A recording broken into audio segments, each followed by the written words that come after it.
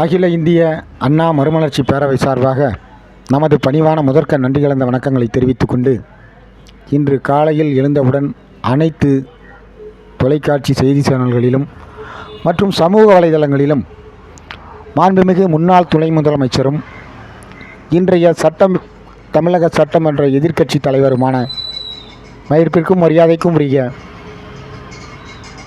அண்ணன் திரு உதயநிதி ஸ்டாலின் அவர்கள் வீட்டில் காவல்துறையினர் அவரை கைது செய்வதற்காக தஞ்சையில் இருந்து வந்திருக்கிறார்கள் என்ற செய்தி வெளிவந்து கொண்டிருக்கின்றன.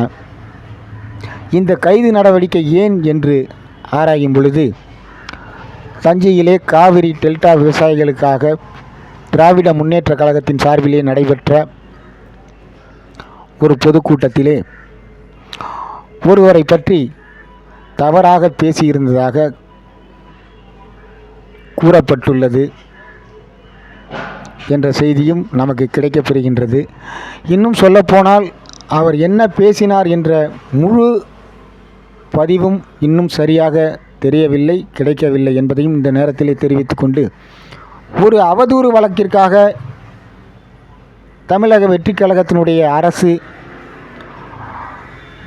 ஒரு முன்னாள் துணை முதலமைச்சராகவும் இந்நாள் சட்டமன்ற எதிர்க்கட்சி தலைவராகவும் இருக்கக்கூடிய ஒருவரை தீவிரமாக கைது செய்ய வேண்டிய அவசியம் ஏன் என்கின்ற ஒரு கருத்தும் பொதுமக்களிடம் நிலவுகிறது. ஏனென்றால் நாளைய தினம் தமிழக சட்டமன்றத்திலே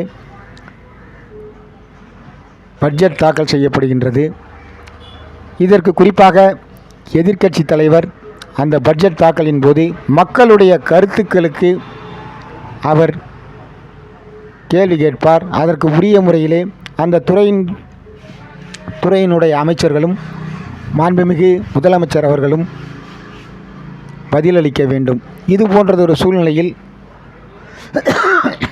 ஒரு அவதூறு வழக்கிற்காக ஒரு எதிர்க்கட்சி தலைவரை கைது செய்வதா என்பதே நமது கருத்தாகும், கேள்வியாகும் என்பதை இந்த நேரத்திலே தெரிவித்து கொண்டு, மேலும் அந்த காவிரி நீர் வராத காரணத்தினால் அங்கு தஞ்சையிலே நடைபெற்ற அந்த பொதுக்கூட்டத்திலே அவர் என்ன பேசினார் என்கின்ற முழு தொகுப்பும் நமக்கு கிடைக்கவில்லை.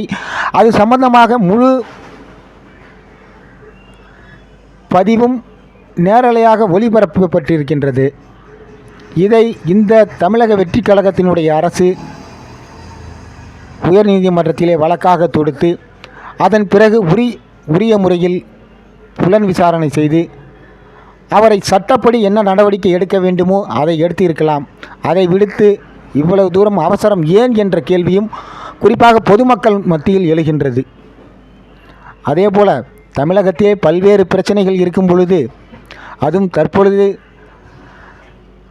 மத்திய அரசை எதிர்த்து தமிழகத்திலே சென்ற விவசாயிகளை குறிப்பாக மகாராஷ்டிரா மாநிலம் நாக்பூரில் ரயில் நிலையத்தில் பலவந்தமாக இறக்கி அவர்கள்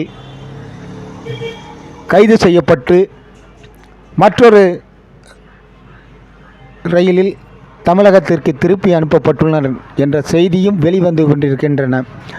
இதற்கெல்லாம் செவிசாய்க்காத தமிழக அரசும் தமிழக காவல்துறையும் ஏன் ஒரு எதிர்க்கட்சி தலைவரை தீவிர முனைப்புடன் தீவிரமாக கைது செய்ய வேண்டும் என்று துடிக்கின்றது என்பதே பொதுமக்களின் கருத்தாகும். இந்த நேரத்திலே தெரிவித்துக் கொண்டு, மாண்புமிகு எதிர்க்கட்சி தலைவர் அவர்கள்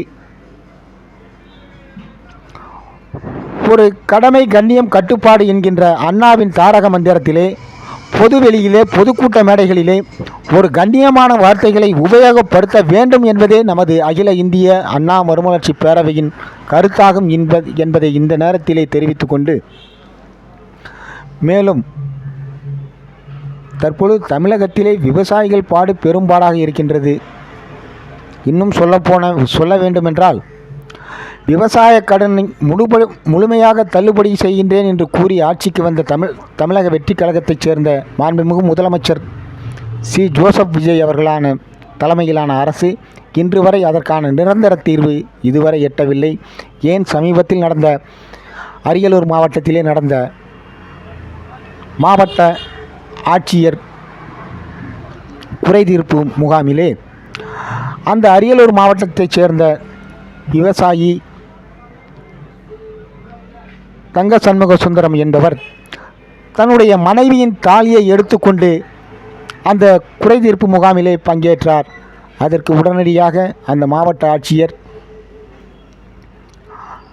அரியலூர் மாவட்ட ஆட்சியர் அம்மையார் அவர்கள் இதுபோன்ற செயல்களில் நீங்கள் ஈடுபடக்கூடாது என்று கனிவுடன் அவருடைய கோரிக்கையை ஏற்று மேலும் உரிய முறையில் நடவடிக்கை எடுக்க தமிழக அரசை வலியுறுத்துகிறோம் என்றும் அவர் தெரிவித்திருந்த கருத்துக்களும் சமூக வலைதளங்களில் செய்தியாக பரவி வருகின்றன.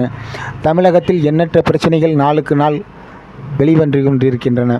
இதையெல்லாம் கவனம் செலுத்தாமல் இது போன்றதொரு எதிர்க்கட்சி தலைவரை முடக்க நினைக்கும் தமிழக வெற்றி கழகத்தினுடைய அரசு என்பது ஏற்புடையதல்ல என்பதை இந்த நேரத்திலே தெரிவித்துக்கொண்டு, உதாரணத்திற்காக பழனி பாபா அவர்கள் கூறியதுதான் என்னுடைய ஞாபகத்திற்கு வருகின்றது. அதாவது, மாண்புமிகு முன்னாள் பாரத பிரதமர் திருமதி இந்திரா காந்தி அம்மையார் அவர்களை சரியாகத்தான் சுட்டார் என்று ஒரு பொதுக்கூட்டத்திலே பேசியிருந்தார். அது சம்பந்தமாக அவர் மீது வழக்கும் பதிவு செய்து கைதும் செய்யப்பட்டார். பின்னர் அது நீதிமன்றத்தில் வழக்காடு மன்றத்தில் வந்த பொழுது தானே அதற்கு வாதாடி அந்த சுட்ட நபர் சரியாக சுட்டதினால்தான் அந்த அம்மையார் இறந்தார், சற்று குறித்தவரை சுட்டிருந்தால் அந்த அம்மையார் பிழைத்திருப்பார் என்று அவர் கூறிய வாதத்தை ஏற்கப்பட்டு அவர் உடனடியாக விடுதலை செய்யப்பட்டார். தற்பொழுது மாண்புமிகு எதிர்க்கட்சி தலைவர் எந்த உள்நோக்கத்திற்காக அவர் பேசினார் என்பது நமக்கும் தெரியவில்லை. அவர் பேசிய கருத்துக்கள் அவருக்கு மட்டும்தான் தெரியும். அதை செவிகளில் வாங்கிக் கொள்பவர்கள் அந்த கருத்து நல்ல கருத்தாக இருந்தால் நல்லதாக இருக்கும். அதே தீய கண்ணோட்டத்தில் அந்த கருத்துக்களை செவிகளில் வாங்கினால் அந்த கருத்துக்கள் தீய வகையாகவே இருக்கும் என்பதை இந்த நேரத்திலே தெரிவித்துக்கொண்டு, மேலும் தமிழக அரசிற்கு பல்வேறு பிரச்சனைகள், பல்வேறு சம்பவங்கள் தமிழகத்திலே நடைபெற்று வருகின்றன. ஆங்காங்கே கொலைகள், கொள்ளைகள், கற்பழிப்பு சம்பவங்கள் போன்றவை நடைபெற்று வருகின்றன.